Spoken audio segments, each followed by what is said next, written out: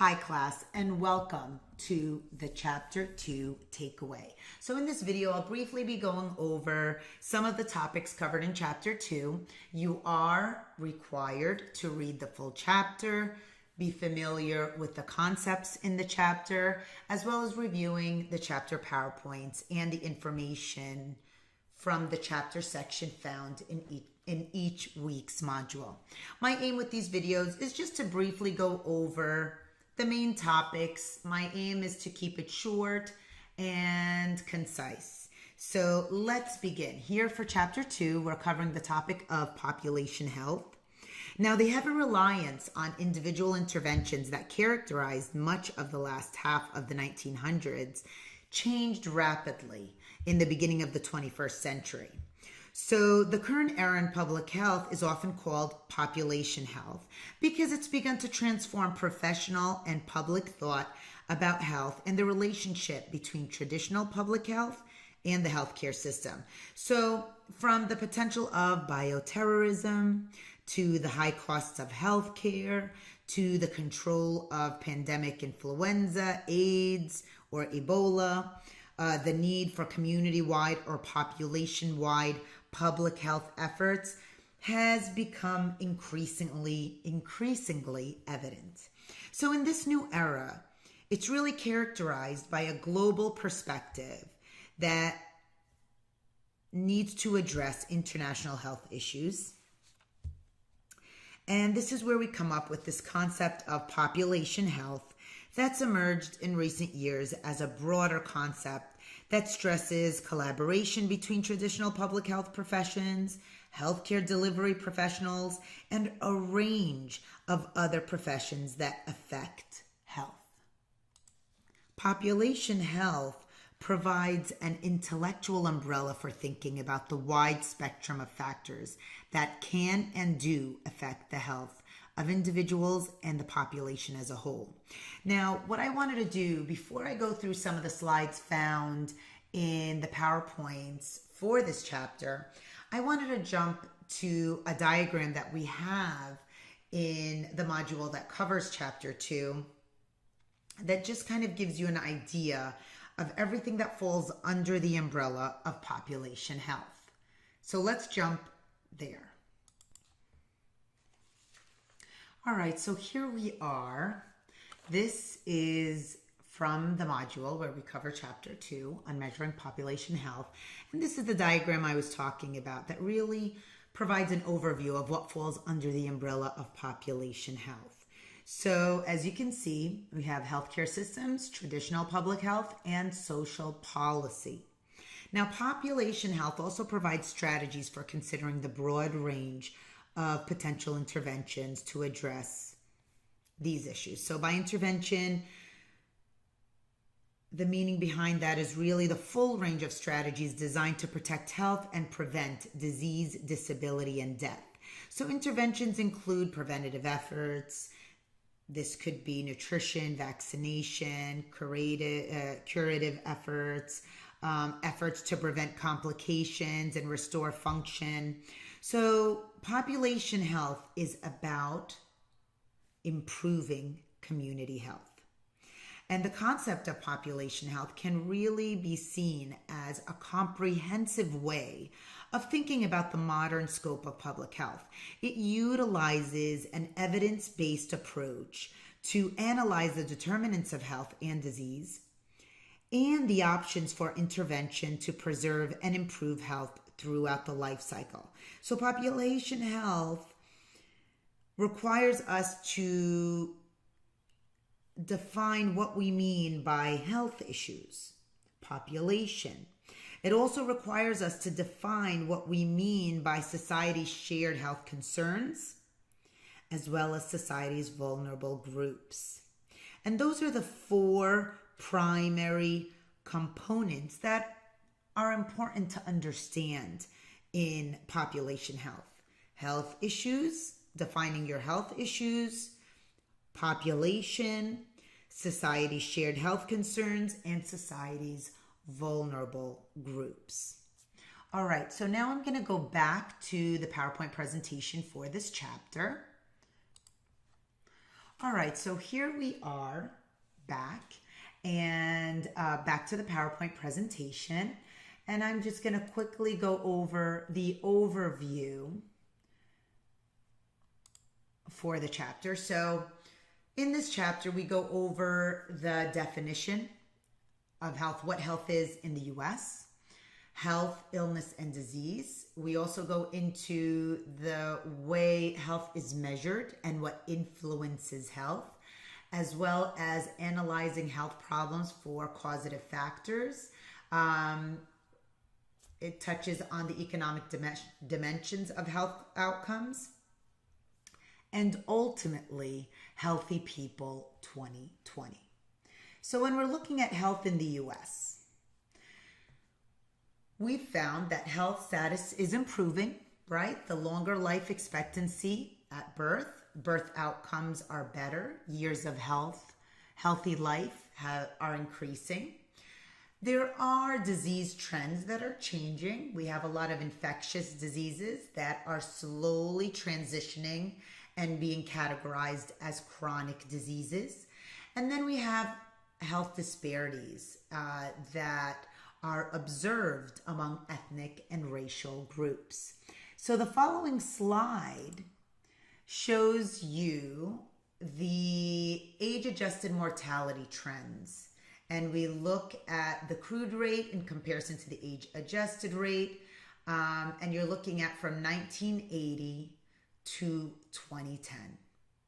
And the idea is the mortality trends has been decreasing, ultimately showing us that the population has had more positive health outcomes, or I guess we could say we are a healthier nation than we were back in 1980. Now, the next slide goes into life expectancy. We are looking at 4 different groups here: white female, black female, white male, black male. And as you can see, the same trend is going on. Life expectancy is increasing. Now, before going on any further, really quick, I just want to touch on how the concept of health has evolved. So in this slide, it briefly just describes how the concept of health has evolved. So here we have the World Health Organization back in 1946 went beyond defining health as merely the absence of disease, but also included that it's a state of complete physical, mental, and social well-being.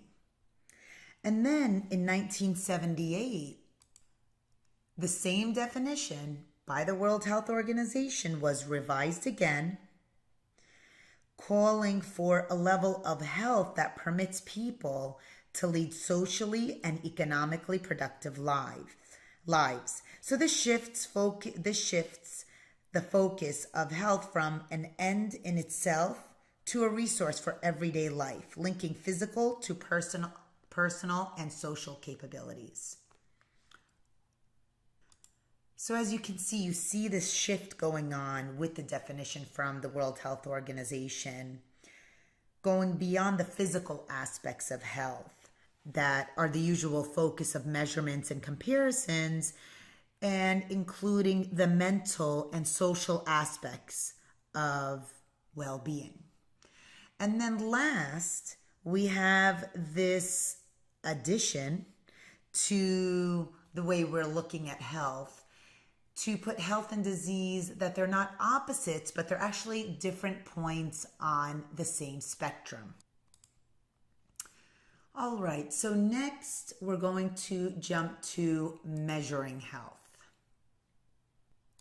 So even the way health is measured has changed over time. There's been a shift from mortality-based measures to indicators of functionality and healthy lifespan.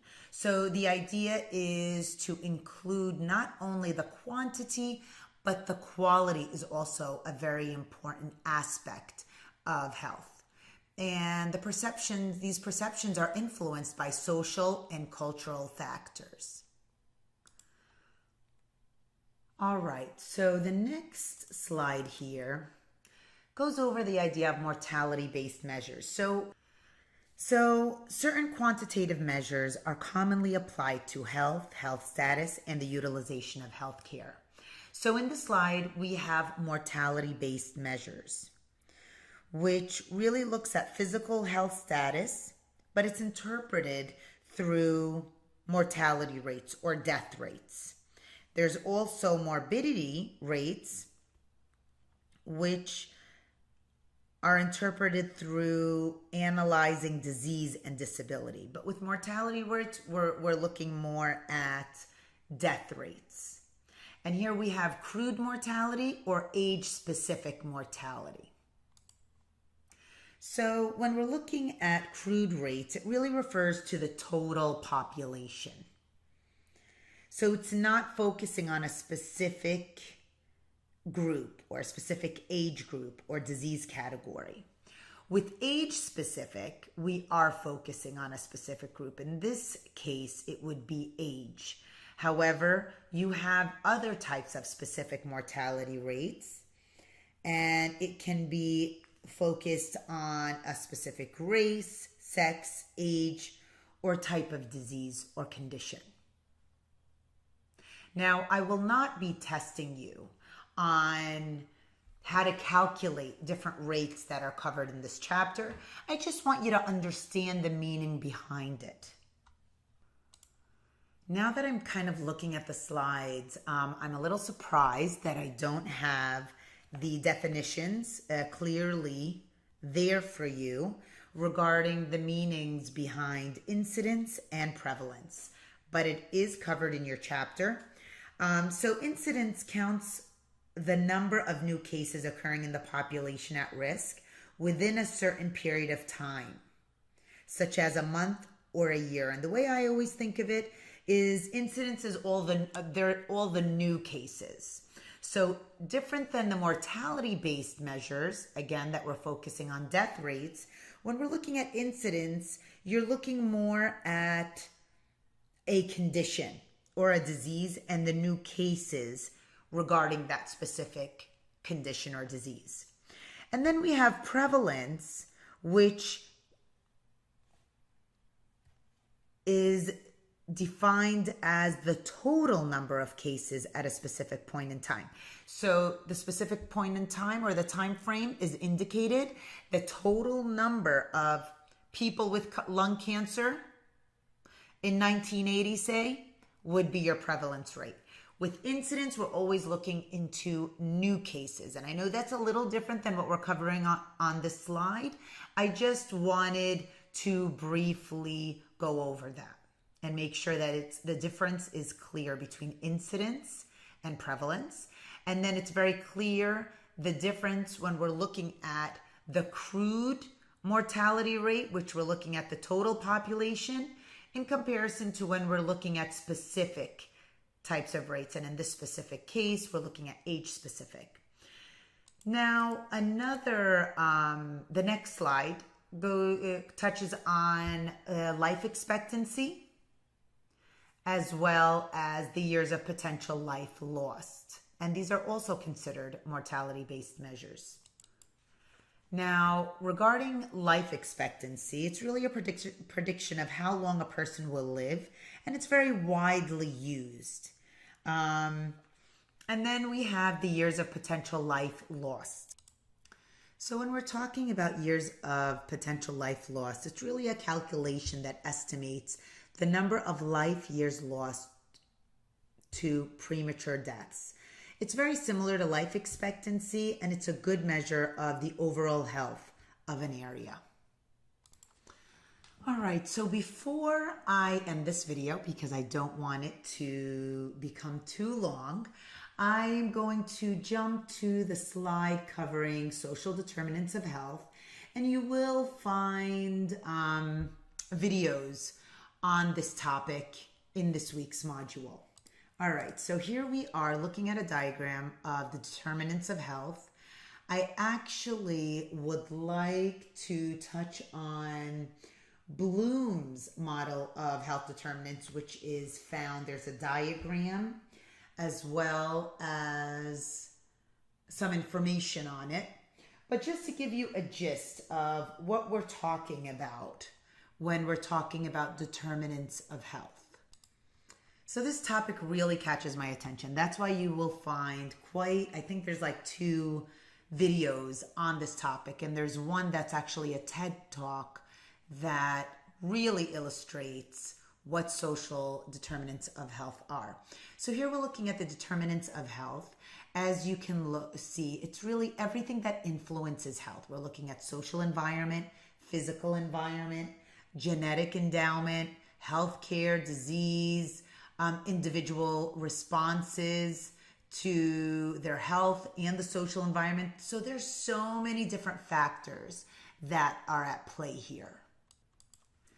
And all these factors impact the health and well-being of individuals and populations. So it's very important to understand health determinants because it's necessary in order to plan and implement any type of positive intervention to help improve health or longevity in general.